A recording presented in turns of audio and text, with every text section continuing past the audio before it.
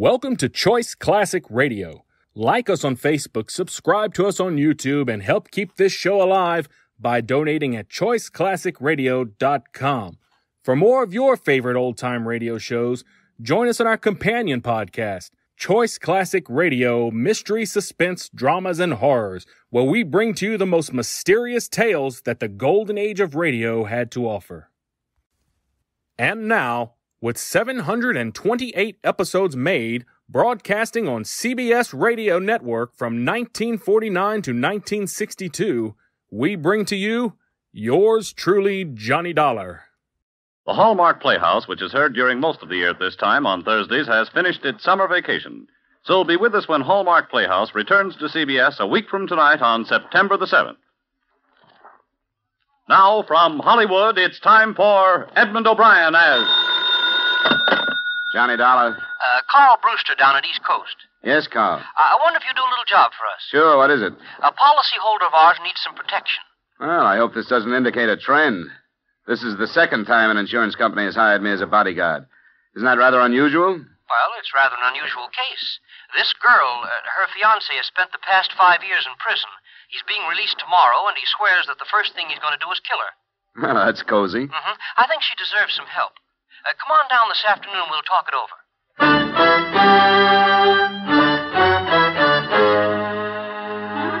Edmund O'Brien, in a transcribed adventure of the man with the action-packed expense account, America's fabulous freelance insurance investigator. Yours truly, Johnny Dollar.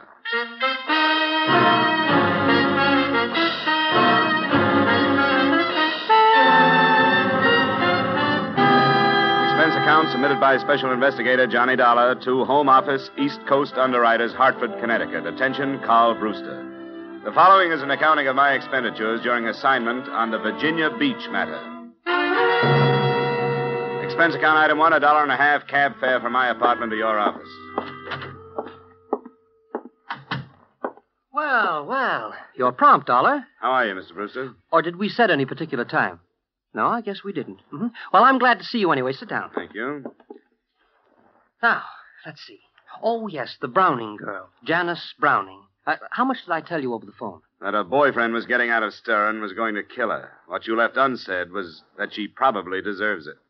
What's that? I don't hold much sympathy for these dames that get themselves involved with some hoodlum and then decide to get disinvolved the minute the going gets rough.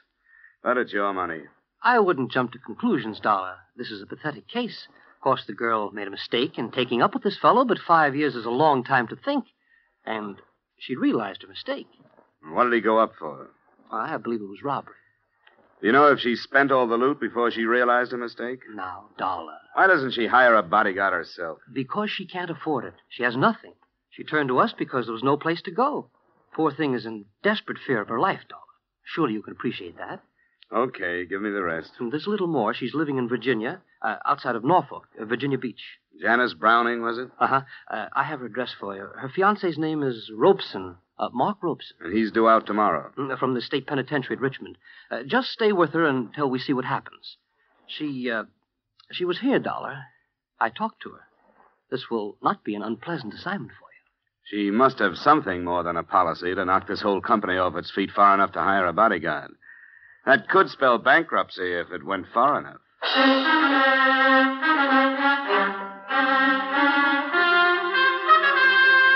Expense account item 2, $110, transportation and incidentals between Hartford and Virginia Beach, Virginia. Virginia Beach seemed hardly the scene for potential murder. A white strip of sunny beach on one hand and a friendly forest of pine on the other. I found Janice Browning's address just south of the village proper. A fair-sized cottage surrounded first by a small, well-kept garden and then undeveloped land. When I got out of the cab, I was looked over by a trim little honey blonde thing in shorts and halter who waited for me on the veranda. Paul. Hello. You seem to be carrying a suitcase. Are you sure you haven't been misdirected? Are you Miss Janice Browning? No, I am her personal maid. Who are you? My name is Dollar. I'm the investigator from the insurance company. Did you say personal maid? Yeah. Did you say investigator? That's right. Well, I hope you'll pardon me if I'm confused. I was not notified of the arrival of no investigator. What is it you want? Miss Browning asked for me. She went to her insurance company and requested a bodyguard. A bodyguard? Well, I don't know about that. But then there are lots of things I don't know as yet. I'm new here. But if she asks for you, you may as well come in. Thanks.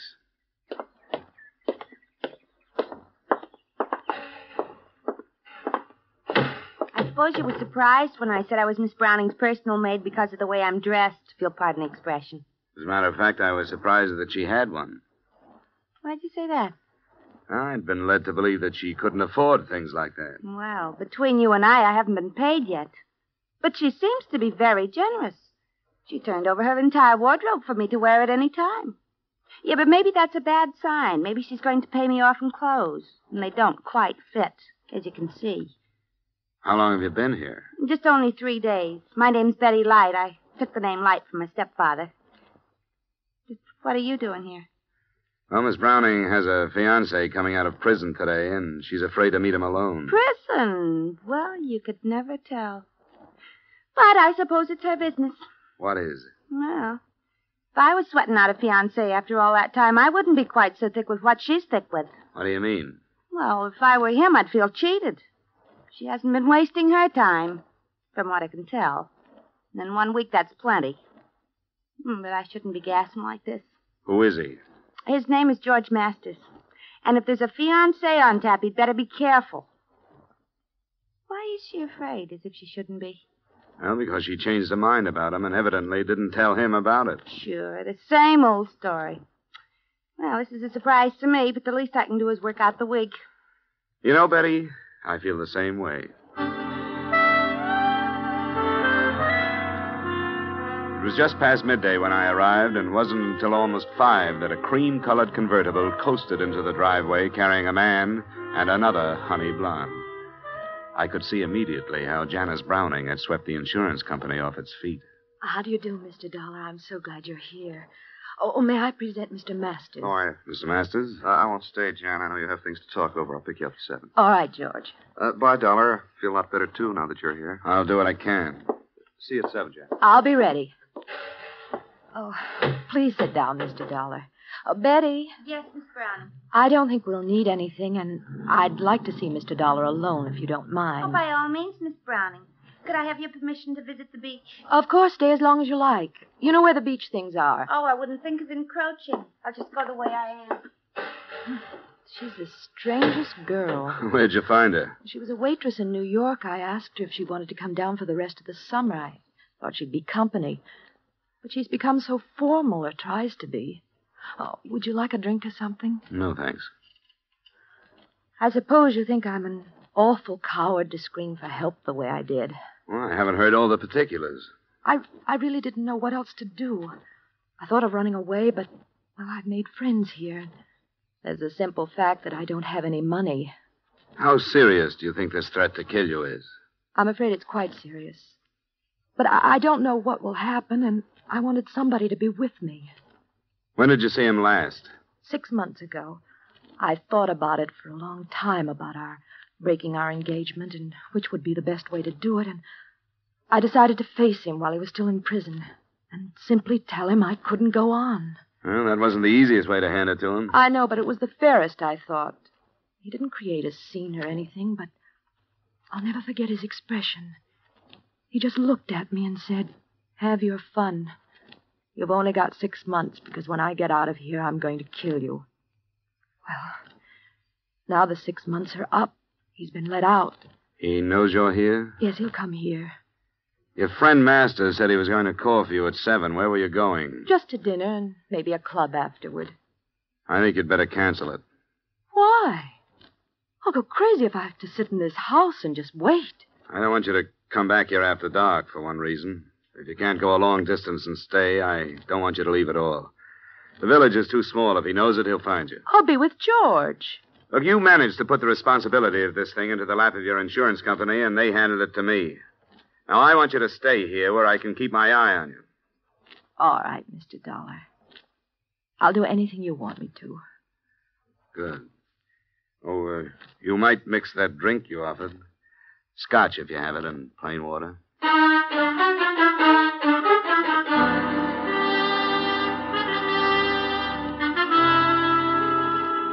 The rest of the evening was spent with small talk and mounting tension.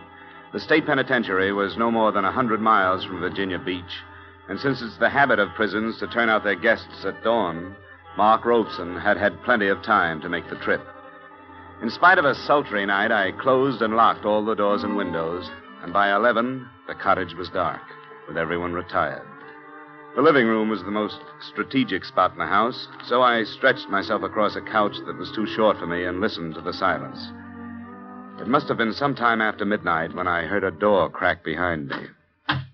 Who's that? It's I, Mr. Dollar. Oh, you shouldn't be roaming around the house, Betty. I darn near laid a chair across your head. Oh, it was too hot to sleep, and besides, I have a few things on my mind if you're interested. Sure, sit down. Thanks. Did I not understand you to say that this Con was her fiancé? That's right. Well, she certainly lives in circles, if you ask me. I happened to uncover some information that will knock you for a loop. What? Well, basically, I've never been a snoop, but I didn't go to the beach. Oh? No, after you advised me of the situation around here, I felt I had a right. I went into her room, which is no more than an oversized closet with bath. And it's a good thing I did, because in a drawer, I found a picture of Miss Browning posing as a bride. A bride? Yeah. Are you sure of that? As sure as I'm sitting here. And the guy standing with her was a bridegroom if I ever saw one. Were they fancy? What do you think of that? I don't know. It doesn't necessarily mean anything. But from what I've overheard, this fiancé of hers has been in prison for 5 years. Yeah, that's the story. Then how come her wedding picture was taken in 1947? Was it? And that's what's stamped on the back of it. Now, is that screwy or isn't it? It definitely is. And there are some other things that don't ring truly. For example, this mug she is currently tied to. I heard her when she called him tonight, and it sounded more like... He blasted your room. Get down on the floor. Stay there. Hey, hold it! Hold it, Robeson! He hadn't moved away from the window he'd fired through. When I got to him, he was still pointing the now empty gun at me, pulling the trigger and looking down at it stupidly. Get away. I won't go back. I don't have to stay in the hospital now. I'm all better now. Give me the gun, Robeson. It's empty. No. It's mine. You're one of her men. She always had men. No, I'm not one of her men. Let's go in the house and calm down. You talk like a doctor. Yeah, you're a doctor. You can't take me back. Get away from me. You told me to make myself believe that she was dead and I'd sleep better. Come on, Robeson. Get away. I won't go back. Let go. Don't cause any more trouble, Robeson. Now, come on. I won't go back. Let go, Ropes. No. Now I don't have to go back. Let go.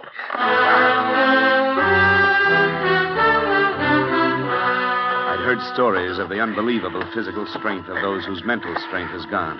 I got his hands away from my throat by sinking my knee into his stomach.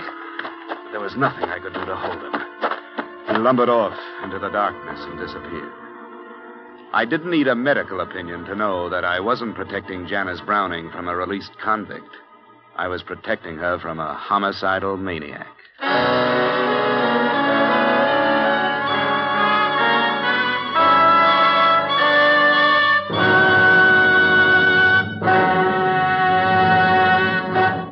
There's the opportunity of a lifetime waiting today for any healthy young American man.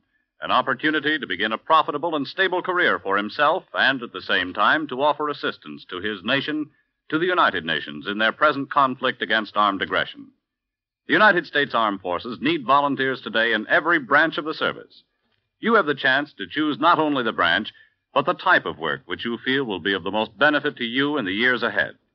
May we suggest that you go to your nearest recruiting office now to see if you are eligible to volunteer and inquire about the many opportunities open to you. And now, back to our star, Edmund O'Brien, and the second act of yours truly, Johnny Dollar.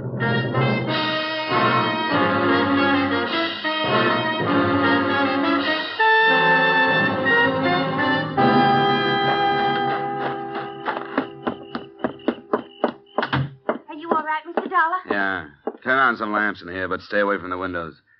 I doubt if he'll come back, but he might. That brute is still on the loose? Yeah. Where's Miss Browning? She's still in her room. I heard her bawling, but she's stopped now. Miss Browning? Yes? I'm coming in. Where is he? I couldn't hold him. Where's the light switch? No, don't turn on the lights. He thinks he killed you. He won't come back tonight. Well, why don't you go ahead and say it? I'd better not. As a matter of fact, I don't mind your lies or the way I was dragged into this. But what really stinks is you're hiring that girl because she looks enough like you to be mistaken for you at a distance. You give her your clothes to wear, and you put her into your room. Well, she'd be dead now if she hadn't come into the living room. I'm not trying to pass the blame, but it was George Masters' idea. He remembered her and thought bringing her here might be a way to save my life. Robeson's your husband, isn't he? Yes, he's my husband. Well, what's he doing running around loose? He escaped from a hospital in Pennsylvania. He's been there a year. He tried to kill me before he was committed. Why didn't you tell the insurance company the truth? I did. No, you didn't. Yes, I did. It was Mr. Brewster's idea to tell you that he was coming out of prison. He thought you wouldn't take the job if you knew the truth.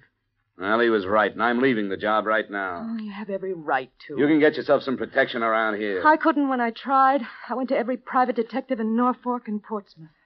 None of them would take the case? No. Well, what about the police? What is this, county out here? Yes, it is. I notified the sheriff's office, and they promised me extra patrols, but that's the best they could do. How'd you happen to turn to the insurance company? Well, George Masters is my lawyer. He suggested it. Mr. Dollar, I'm not begging for help or excusing anything I've done, but I've been half crazy with fear and the awful lost feeling when nobody would help me. I had to do something. What about your lack of money? Was that a lie, too? Oh, every penny I had has been spent on treatment for Mark. I borrowed from George on my insurance. I sold our house in Connecticut, and that money's gone. This property is all I have left, and I've borrowed against it. I guess you've had your troubles. Who can I talk to about your husband? You mean a doctor? Yes, I thought maybe a doctor might know what Robeson would do next. Well, Dr. Becker came on to Norfolk after he warned me that Mark had escaped. His phone number is in the little book on the stand. Well, I hate to bother him, but I'd like to have him come out tonight. Mr. Dollar? Yeah? You're staying? Well, not any longer than I have to. Say, you'd better get up and have a drink. You're shaking like a leaf.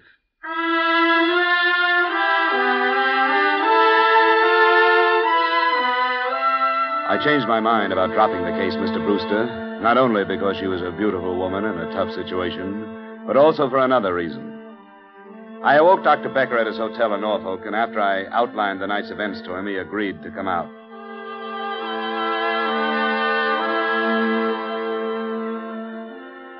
It must have been a decidedly unpleasant experience, Mr. Dollar. On the other hand, you are fortunate to be alive. Yes, I guess I am. Robeson is only dangerous when his basic jealousy is aggravated. You say you arrived with luggage? That's right. Perhaps he was watching then and misunderstood your visit. Oh, I get it.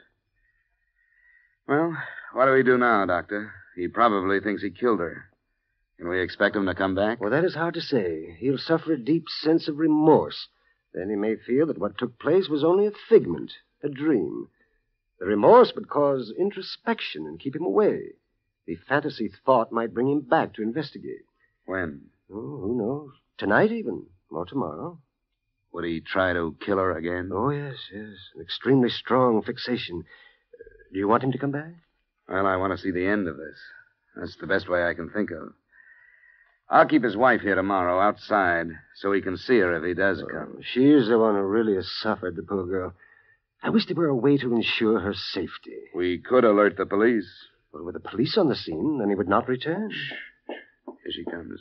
Hello, Dr. Becker. Oh, good evening, my dear. Morning, rather. Oh, I'm so sorry about the trouble. I'm afraid it can't be helped. I was so sure at one point that he was responding to treatment. I know you've done your best, Doctor. Mr. Dollar, I may be imagining things, but I'm awfully worried. It'll be all right. No, I mean, I tried to phone George, and there's no answer. It's after 2, and he should be at home.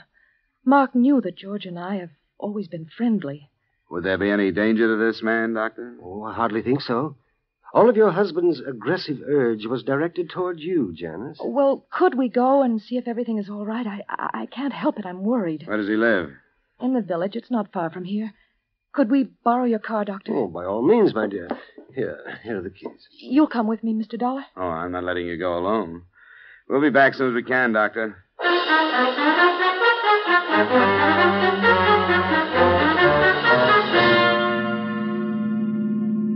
Oh, this is his house, the white one. Oh, there's his car in the driveway. There's a light on. Maybe his phone is out of order. I told him I'd let him know if anything happened.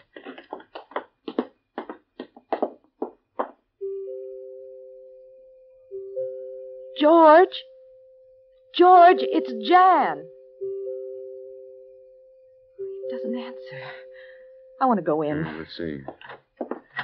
It's unlocked. George? Light's coming from a room back there. Oh, that's his study, where the phone is. Oh, we can check that then.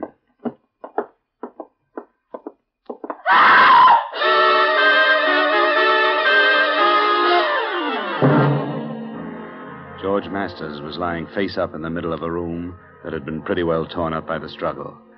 The first thing I noticed were the bruises left on his throat by the hands that had choked him to death. I noticed another thing when I went to the desk to phone the police. There was a gun lying on it, and I would have sworn that it was the same police special Mark Robeson was carrying earlier in the evening. It took Dr. Becker to quiet Janice Browning after I literally dragged her out of the Masters' house and got her home. And I hope she can rest now, but she's dangerously near to mental collapse herself. Yes, I can understand that. Is there anything further that I can do, Mr. Dollar? Nothing now, Betty. Get some sleep if you can. Sleep? Who could sleep? Well, and spend your time packing. You're going back to New York in the morning. I certainly am. As for me, you can give Virginia Beach back to the Indians. Was Janice in love with Masters, Doctor? I think so. A great feeling of loyalty, at least. He had helped her so much with monetary loans and so on. But you said he wouldn't remember the association between Masters and his wife. Yes, I was convinced that he wouldn't. There was a police special in Masters' study. I'm positive it was the same one that Robeson used here. Oh? I tried to take it away from him. I couldn't. Now, why should he leave it at Masters? Well, I don't know. Say, did they know one another before Robeson broke down? Oh, yes, they were quite friendly. And Good heavens, Dollar. What are you driving at? Janice borrowed from Masters on a life insurance policy. That usually means making the lender a beneficiary. I don't know how much the policy was for, but I'm going to find out. Well, I dislike having to agree with you, Dollar, but I do. In Robeson's warped mind, Janice was the archenemy. It would have been quite easy for Masters to inflame Robeson to the point where he would kill his own wife. Oh, Mr. Dollar! Mr. Dollar! What is it, Betty? He's back. That man, he came back. All right, now take it easy. You're all right. But I saw him. He was looking in the window. The one he shot through. Doctor, take care of her, will you? I'd better get back to Janice's room.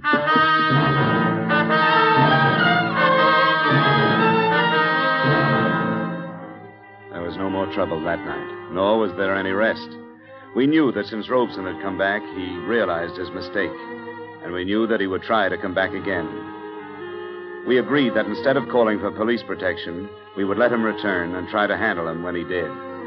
An hour after daybreak, we felt it safe to relax, and it wasn't until noon that I drove Betty Light into Virginia Beach and put her aboard a bus bound for the comparative safety of New York. Before I started the return trip, I made a swing past George Masters' house, convinced the deputy sheriff in charge that I had a right to poke my nose in, and got myself back into the study. I suppose it'd be all right if you go in. They took up all the evidence they wanted, I guess. What was that, Sheriff? All the things that'd pick up prints. Here you are. What do you want to look at? Some of his papers. I won't interfere with your work, but I'd like to know how he stood financially. You think that has something to do with it? Oh, I don't know. It might. They dusted all them drawers, so I guess it's all right if you pull them. He's a lawyer, you know. Yeah, I know. Say the field's wide open. A lot of people didn't like him. Oh? I didn't know that. What's that for? It's a ledger. Kept his accounts in it. What'd you find? Janice Browning. Who's that? Somebody he loaned some money to. Ooh, I'll say he did. $20,000. Ah, that's all I wanted, Sheriff. Thanks, and I hope I haven't caused you too much trouble.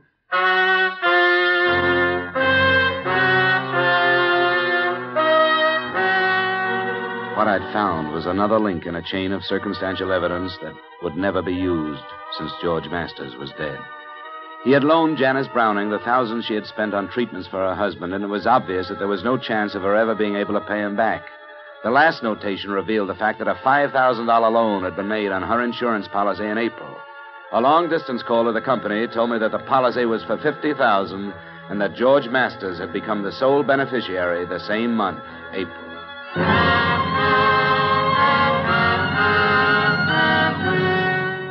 But I see no purpose in telling her, Mr. Dollar, or questioning her. I don't either, Doctor. I hadn't planned to, but the sheriff's office won't think twice about throwing it at her if it gets out. If you will allow me the privilege of perjuring a certain amount of expert testimony, I think I could manage to gloss over it. Well, the deputy saw it, but I don't think it sank in. I hope not. Of course, we're assuming that we'll be successful in subduing Robeson. You said he would come back. I'm sure he will. It is you I'm worried about. Well, I'll have to be ready for him this time. He's too strong to take without a weapon. I hate to do it. Oh, I don't think you need to be. The poor fellow will have no idea what is happening except that he has come back.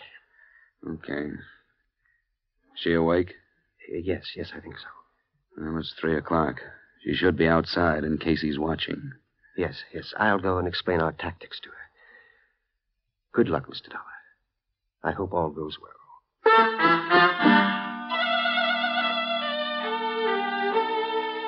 It seemed almost cruel baiting the trap, but it had to be done. We paraded Janice Browning through the garden in her most fetching get-up until dark, and then sent her in to sit in front of an open window. I don't know how she held on to her own sanity. I do know that I had a little trouble myself. I sneaked into a position outside the house from which there was a good view of all the approaches but the one from the north. He arrived at about 10:30. He was moving toward the living room window, and I started toward him. Hi, Mark. What? I can't see it. I'm George Masters. You remember? George Masters? That's right. It's your fault. She wasn't in that room. Did I tell you she was in that room? You aren't George Masters. He made a mistake. I told him, and he said I made a mistake. You're the doctor. Get away from me. We'll do it right this time, Mark. Come here. George Masters is dead. You aren't George Masters. No, I'm not, Mark. But you have to come with me. No, I don't. I won't go back to the hospital. I won't let you. Mark! Robeson, don't! Get away from me. No, I don't. I'm sorry, Robeson.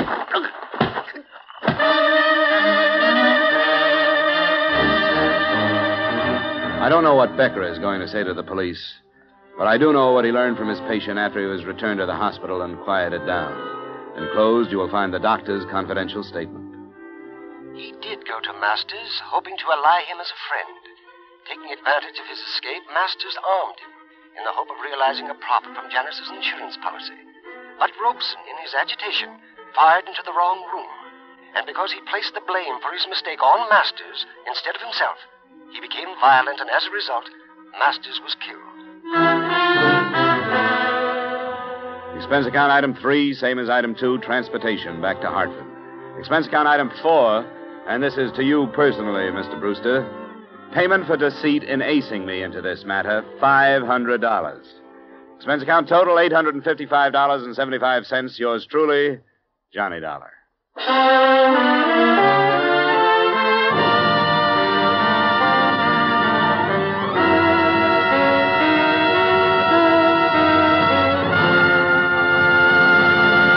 Yours truly, Johnny Dollar, stars Edmund O'Brien in the title role and is written by Gil Dowd with music composed and conducted by Leith Stevens.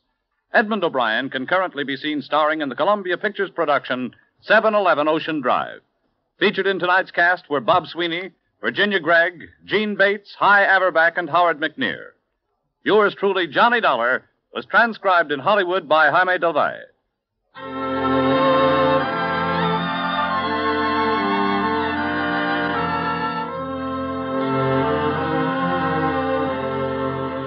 CBS is the star's address, and when you pay a daytime call, you'll find one of CBS' greatest stars, Arthur Godfrey, on hand to welcome you 5 days a week, Monday through Friday, for an hour and a quarter each day. Arthur and all the little Godfreys make life more musical and fun for you.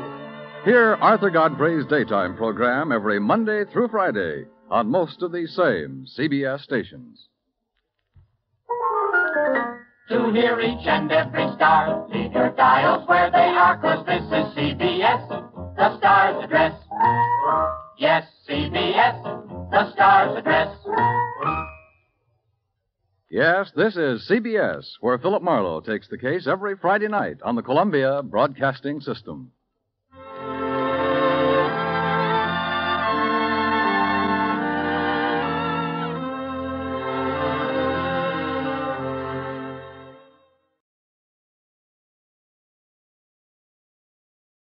That concludes today's episode. We'd like to thank you and remind you to donate at choiceclassicradio.com. Remember, your donations make episodes like this possible.